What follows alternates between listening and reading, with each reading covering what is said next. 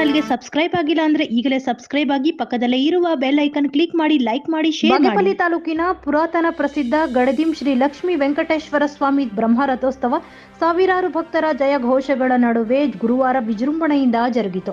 ರಥೋತ್ಸವದ ಹಿನ್ನೆಲೆಯಲ್ಲಿ ದೇವಸ್ಥಾನ ಮುಜರಾಯಿ ಇಲಾಖೆಯ ಸಿಬ್ಬಂದಿ ವರ್ಗದವರು ಹಾಗೂ ದೇವಸ್ಥಾನದ ಆಡಳಿತ ಮಂಡಳಿಯ ಸದಸ್ಯರು ದೇವಸ್ಥಾನವನ್ನು ತಳಿರು ತೋರಣ, ವಿದ್ಯುತ್ ದೀಪಗಳಿಂದ ಶೃಂಗಾರ ಮಾಡುವ ಮೂಲಕ ದೇವಸ್ಥಾನದ ಪ್ರಾಂಗಣದಿಂದ ಗರ್ಭಗುಡಿವರೆಗೆ ಸಂಪೂರ್ಣವಾಗಿ ಹಣ್ಣು ಹಾಗೂ ಹೂವಿನ ಅಲಂಕಾರ ಮಾಡಿದ್ದರು. ಬೆಳಗ್ಗೆಯಿಂದ ವಿವಿಧ ಧಾರ್ಮಿಕ ಕಾರ್ಯಕ್ರಮಗಳು ನೆರವೇರಿದವು. ಆರಾಧನೆ, ನೈವೇದ್ಯ, ಹೋಮ, ಪ್ರದಾನ, ರಥಬಲಿ, ಮಹಾಮಂಗಳಾರತಿ ನೆರವೇರಿದವು. ಬೆಳಗ್ಗೆಯಿಂದಲೇ ನೂರಾರು ಭಕ್ತರು ದೇವಸ್ಥಾನಕ್ಕೆ ಆಗಮಿಸಿ ಸ್ವಾಮಿಯ ದರ್ಶನವನ್ನು ಪಡೆದರು. ರಥೋತ್ಸವಕ್ಕೂ ಮುನ್ನ ಶಾಸಕ ಎಸ್.ಎನ್. ಸುಬ್ಬಾರೆಡ್ಡಿ ಹಾಗೂ ಮುಜರಾಯಿ ಇಲಾಖೆ ತಹಸೀಲ್ದಾರ್ ಪ್ರಶಾಂತ್ ಕೆ. ಪಾಟೀಲ, ದೇವಾಲಯದಲ್ಲಿ ಆಡಳಿತ ಮಂಡಳಿ ಅಧ್ಯಕ್ಷರು, ಪದಾಧಿಕಾರಿಗಳು ಹಾಗೂ ಅರ್ಚಕರು ವಿಶೇಷ ಪೂಜೆಯನ್ನು ಸಲ್ಲಿಸಿದರು.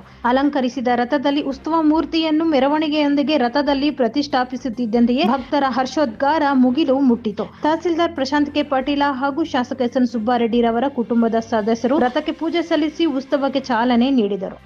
ರಥವು ಗ್ರಾಮದ ಪ್ರಮುಖ ಬೀದಿಗಳಲ್ಲಿ ಸಂಚರಿಸಿ ಮೂಲ ಸ್ಥಾನಕ್ಕೆ ಆಗಮಿಸಿತು. ಸಾವಿರಾರು ಸಂಖ್ಯೆಯಲ್ಲಿ ನೆರೆದಿದ್ದ ಭಕ್ತರು ತೇರಿಗೆ ಹಣ್ಣು, ದವನ ಎಸೆಯುವ ಮೂಲಕ ಧನ್ಯತಾಭಾವ ಮೆರೆದರು. ದೇವಾಲಯದ ಸುತ್ತಮುತ್ತ ಭಕ್ತರು ಜಾತ್ರೆಗೆ ಬಂದಿದ್ದವರಿಗೆ ಪಾನಕ, ಮಜ್ಜಿಗೆ, ಕೋಸಂಬರಿ ಪೂರೈಸಿದರು. ಶಾಸಕ ಎಸ್.ಎನ್. ಸುಬ್ಬಾರೆಡ್ಡಿ ಬಂದ ಭಕ್ತಿ ಸಮೂಹಕ್ಕೆ ಅನ್ನ ಸಂತರ್ಪಣೆ ವ್ಯವಸ್ಥೆ ಮಾಡಿದ್ದರು. ದೂರದ ಊರುಗಳಿಂದ ಬಂದ ಜನರಲ್ಲಿ ಸಂಘ ಸಂಸ್ಥೆಗಳು, ರೈತರು ಅಲ್ಲಲ್ಲಿ ಅನ್ನದಾನ ವ್ಯವಸ್ಥೆಯನ್ನು ಸಹ ಏರ್ಪಡಿಸಿದ್ದರು.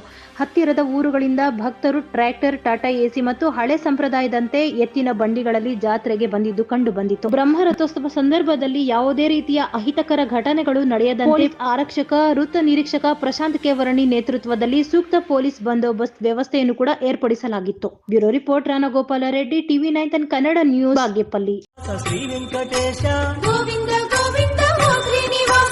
ಆನಂದ ನಿಲಯ ಅಖಿಲಾಂಡ ಕೋಶ ಗೋವಿಂದ ಗೋವಿಂದ ಶ್ರೀ ವೆಂಕಟೇಶ ಶ್ರೀ ಪದ್ಮ ಹೃದಯೇಶ ಚಿತಚಿದ್ವಿಲಾಸ ಗೋವಿಂದ ಗೋವಿಂದ ಶ್ರೀನಿವಾಸ.